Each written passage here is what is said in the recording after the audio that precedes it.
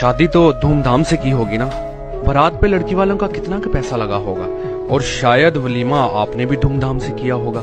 शादी तो देखभाल के ही की होगी ना, तभी तो इतना पैसा लगाया, तभी तो इतना खुश थे सब। तो फिर क्या हुआ कि बहू के घर आते ही सबके मुंह बिगड़ गए। खावन सुबह से शाम को घर आ रहा है कि सबके मुंह खिले हुए देखेगा, लेकिन वो कभी अपनी बेगम का मुंह देखता है, तो कभी अपनी वालदा का मुंह देखता है, तो कभी अपनी बहनों का।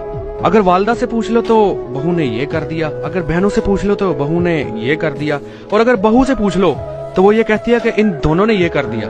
तो अरे भाई, शादी तो दो दिलों का, दो खानदान का मिलन है। जब आपने इतनी धूमधाम से सब कुछ जानते हुए ही दोनों खानदान को अपने दिल में बसाया है, तो लड़की को भी चाहिए कि वो अपने ससुराल को अपने दिल में बसाए, और ससुराल को भी चाहिए कि उस लड़की को थोड़ा वक्त दें ताकि वो उनको अपने दिल में बसा सके। आसान नहीं होता दोनों के लिए, तो बात है समझने की।